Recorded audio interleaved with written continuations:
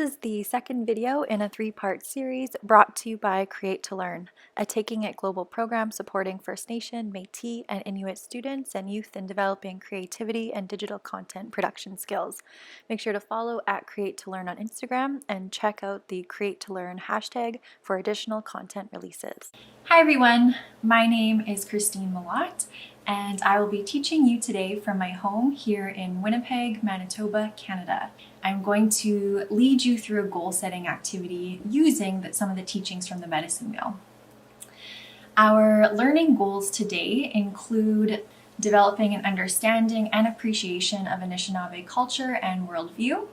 We're going to use the medicine wheel as a template for goal setting, and I'm also going to fuse strategies from Anishinaabe culture as well as the field of positive psychology to help you formulate your goals in a way that's going to actually help you increase your chances of achieving those goals. So for today's lesson, all you're going to need really is a piece of paper and a pen or pencil. So make sure that you are comfortable, you are in some sort of learning space that leads you to be comfortable and able to write on a piece of paper and really set your intentions for the next few months. Medicine wheel is a circle that has 4 equal parts. And today we're going to talk about the 4 parts of the self. So in Anishinaabe culture, we have 4 different parts that make up every single human being. And the first one is probably the most obvious. Whenever I ask my students if they can name me the 4 parts, this is usually the first one that they say, and that is physical. So every single person has our physical bodies. But of course, we are more than just our flesh and bones, right? There's more to us humans than just our physical bodies. So we also have our mind, and that is our mental part. And our mind is basically our brain. It's how we're able to learn and how we're able to grow mentally. The next part of every human is our emotions. Every single human has really complex emotions, and this is what separates us from the animal kingdom, is that we can think about the past, the future, we have really complex emotions. And finally, the last part of ourselves, so we said physical, mental, emotional, and of course we can't forget about the spiritual. So the spiritual is basically, this is probably the quadrant that's the most difficult to explain just because it means different things to different people. But to me, our spirit is that special thing that makes us alive. It is very much our essence, the essence of our being. And so to Anishinaabe people, those are the 4 parts of the self: the physical, the mental, the emotional, and the spiritual. And these are the 4 parts of the self that we're going to really focus on today. And we're going to actually set goals in those 4 categories. So the first thing I'd like you to do is close your eyes. Okay, close your eyes. I would like you to imagine one of your peers. And so one of your friends or whatever, one of your peers, people in your class, this person is really, really good at basketball.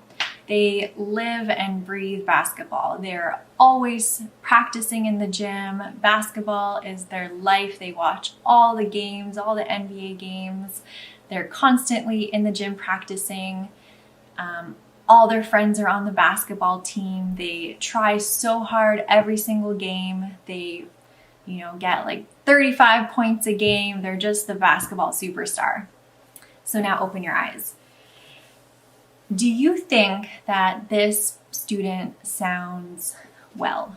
And what I mean by well, we can think about, do they sound successful? Do they sound happy? Do they sound like they're doing well? And when I ask my students this, I get them to raise their hand if they think this student is doing well. And usually every single student will have their hand raised, like, yes, this sounds like such an amazing person. They have goals and they're accomplishing them. They're excelling in what they love. This person sounds like they're doing great. But then I want you to close your eyes again. And this time I want you to close your eyes and imagine that same student, that same friend, that same peer. And What you don't know about them is because that they're focused on basketball so much, they are starting to neglect other parts of their lives. So because they're always in the gym practicing, and when they're not practicing, they're playing games, they don't spend a lot of time with their family. And, they haven't seen their grandparents in months. Something else that you don't know about them is because they put all of their effort into basketball, they're starting to fail in school, and they're not getting passing grades. They're not really learning the material. They're not spending any time doing homework or studying because they're just focused on basketball. That's the only thing that they love. Another thing that you don't know about this student is because they love basketball so much, they've actually put a lot of pressure on themselves, and they get really nervous before every game, and they're starting to have panic attacks and anxiety before every game because they know that their whole team is depending on them. So now I'd like you to open your eyes again. Now I'll ask you the same question. Does this student sound like a happy, successful person? And often at times now students change their mind. They're like, it doesn't sound like they're doing that well.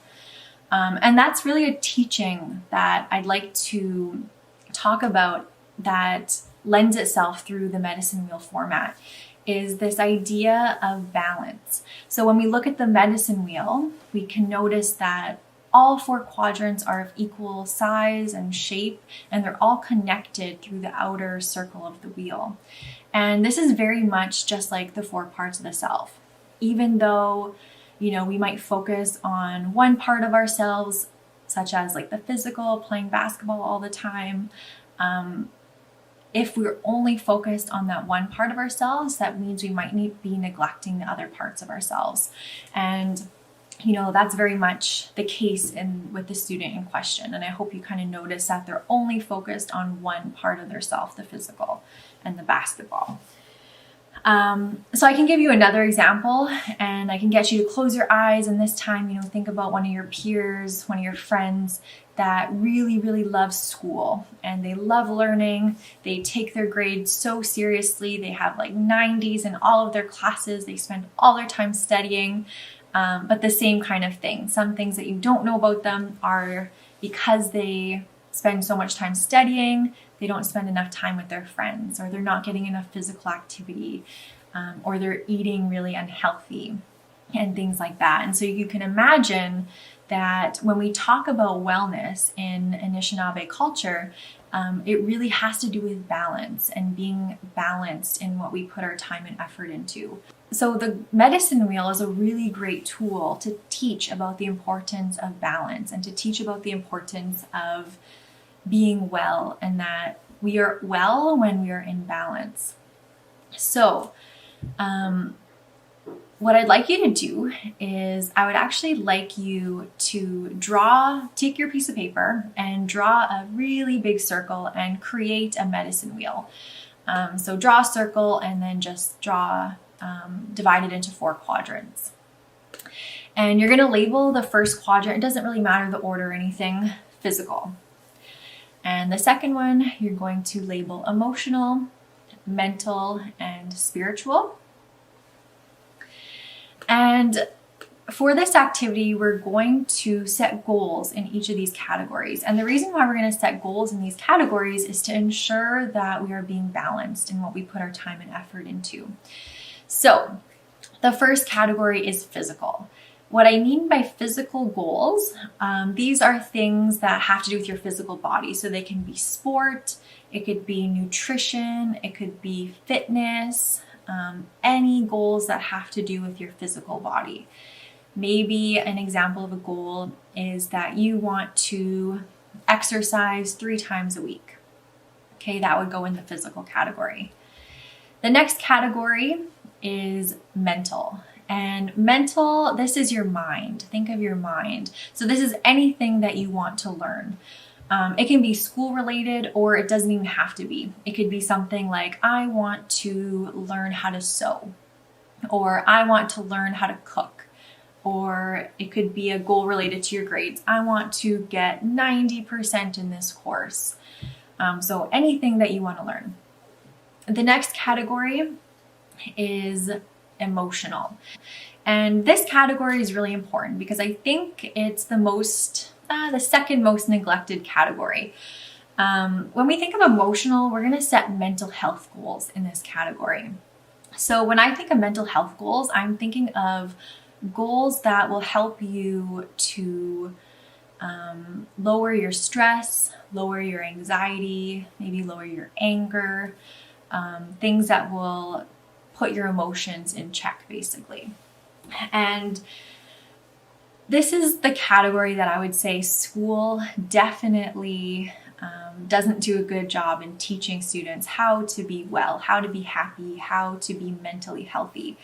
And so an example of a goal in the mental health category could be something like, every time I feel stressed out, I am going to go outside and take a half-hour walk.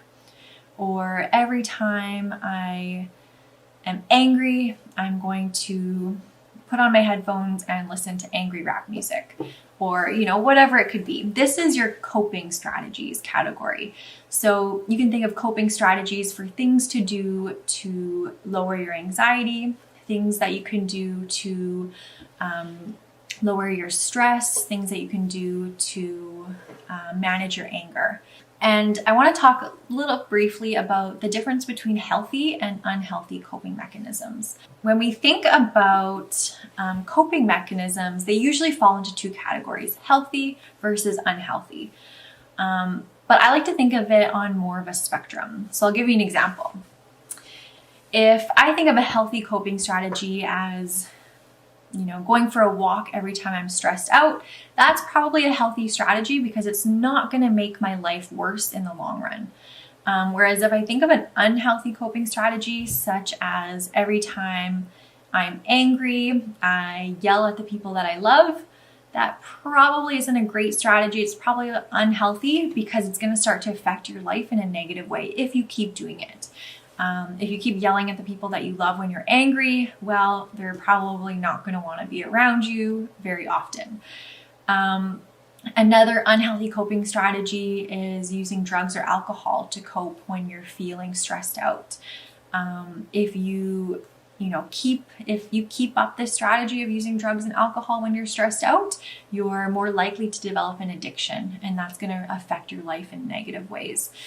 So we want to try to avoid unhealthy coping strategies and focus on strategies that are going to make us feel better and that we might even thank ourselves for in the long run.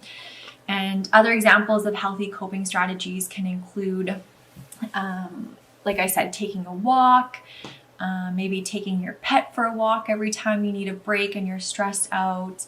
Maybe it is not procrastinating enough so that you're not getting overwhelmed at the last minute. That's something that'll probably make your life better in the long run.